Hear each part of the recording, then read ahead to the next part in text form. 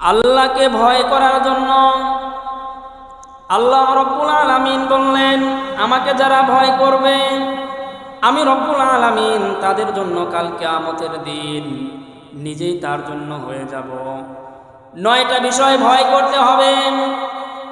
9টা বিষয় যদি আমরা ভয় করি তাহলে কাল কিয়ামতের দিন আল্লাহ রব্বুল আলামিন আমাদের জন্য কিয়ামতের দিন 9টা ইজ্জত দিয়ে আমাদেরকে জান্নাতে পাঠিয়ে দিবেন। সেই 9টা জিনিস কি একটু জানতে হবে আমাদের। কেমন করে জানতে হবে একটু আমাদের খেয়াল করে খুবই মনোযোগ সহকারে শুনতে হবে। বাবা যদি ছেলের সাথে কোনো অভিযোগ করে, কোনো কথা দেয়, বাবা যেমন ছেলের কথা কখনো ভুলতে পারে না, ওয়াদা বরখিলাপ করতে পারে না। কোনো নেতা যদি কর্মীর কাছে যদি কোনো কথা দেয়, ওয়াদা দেয়, এই কথাগুলো কখনো নেতা কর্মীর কাছে অত সহজ ভুলতে চায় না। কি জন্য বলে না? প্রাণ প্রিয় উপস্থিতি, একটু খেয়াল করে শুনতে হবে। এটা যদি না বুঝি একজন নেতা কর্মীর কাছে ওয়াদা দিয়েছেন, কর্মীকে ভালোবাসার কারণে কর্মীর কথা স্মরণ করে নেতা কখনো ভুল কাজের মধ্যে যায় না। আল্লাহ বললে তোমরা আমাকে ভয় করো। কি ভয় করো? ইয়া আইয়ুহাল্লাযীনা আমানুত্তাকুল্লাহ ওয়া কুলু কওলান সাদীদা ইসলিহ লাকুম আ'মালাকুম ওয়া ইয়াগফির লাকুম যুনুবাকুম। সূরা আহজাব 71-72 নম্বরের আয়াত।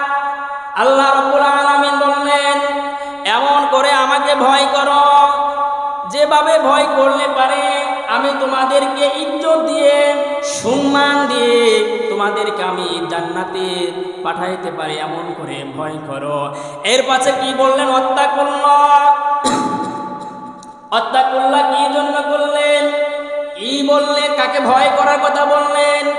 একজন নেতাকে দেখে কর্মী যেমন করে ভয় পায়, এই যে আমাদের মাঝে দীর্ঘ 16টা বছর ধরা মাননীয় প্রধানমন্ত্রী শেখ হাসিনা আলেমদেরকে এমন করে রাহাজানি করেছে, দুর্ব্যবহার করেছে।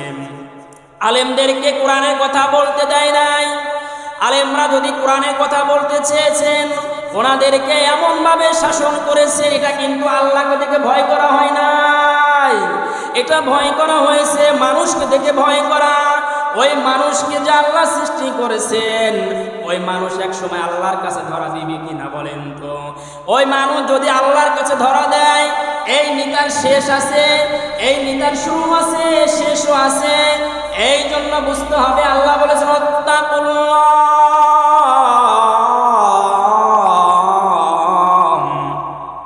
তোমরা আমাকে দেখে ভয় করো। আল্লাহকে দেখে ভয় করলে আমি বলেছি 9টা জিনিস পাওয়া যাবে। কি পাওয়া যাবে?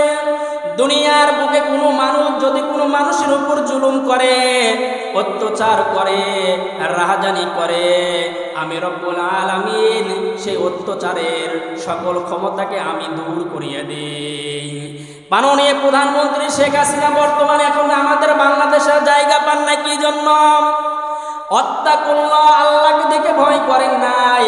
উনি মানুষকে দেখে দেশ চালিয়েছেন, দেশের মানুষের সাথে দুর্ব্যবহার করেছেন। এই জন্য আল্লাহ রাব্বুল আলামিন বলেছেন যে সাদাকাল্লাহুল্লাযী লা ইলাহা ইল্লা হুয়াল মালাইকাতু ওয়া উলুল ইলমি ইমাম বিল কিসত লা ইলাহা ইল্লা হুয়াল আজিজুল হাকীম। আল্লাহ বলেছেন যে সত্যবাদীদের সাথী হও। কাদের সাথী হও? একটু খেয়াল করতে হবে। সত্যবাদীদের সাথে হলে আল্লাহ ইজ্জতকে বৃদ্ধি করিয়ে দেয়। আর যে ব্যক্তির ইজ্জত বৃদ্ধি করিয়ে দেয় আল্লাহ রাব্বুল আলামিন তাকে জান্নাতে যাওয়ার জন্য সুসংবাদ জানায়, বাহবা জানান। আমাদের সমাজে একজন মানুষ যদি নেতা হয়, সত্যবাদী হয়, তাকে আমরা বাহবা জানাই, সালাম জানাই, স্বাগতম জানাই, গুড বয় জানাই কিনা? এই জন্য প্রাণপ্রিয় উপস্থিতি, আমাদের মাঝে সমাজে দেখতে হবে কাকে সম্মান দিলে পারে আমাদের সামনে একটু সম্মানের জায়গায় পৌঁছানো যাবে। এই দেশ ও জাতি মানুষের সামনে মাথা উঁচু করে দাঁড়াইতে পারবে, দিন ইসলাম প্রচার হবে, কোরআন শিখে 5 ওয়াক্ত নামাজ পড়বে, হালাল রুজি করবে। এরকম নেতা আমাদের দরকার আছে কিনা?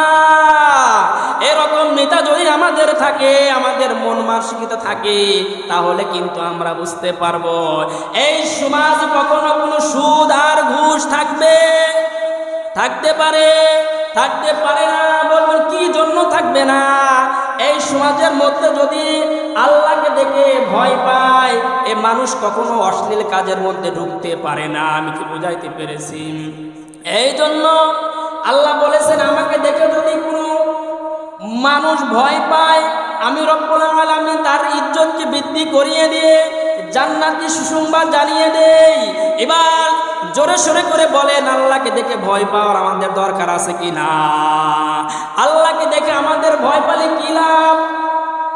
ইয়াওয়ানাতু বিসসামাকা তাইনিস সিজিল্লিল কুতুবি কামা বাদানা আওয়ালা খালকিন মুঈদ। আল্লাহ বলেন, অবশ্যই তোমরা আমাকে ভয় পাবে যখন মানুষ সিজদায় করে কান্না করবে। ওই সময় তোমরা আমাকে দেখে ভয় করে সিজদা করেছো। আমি তোমাদের সিজদা দেখে এত খুশি হয়েছি, এত ভালো হয়েছি, তোমাদের সকল কিছু আমি মাফ করিয়ে দিছি।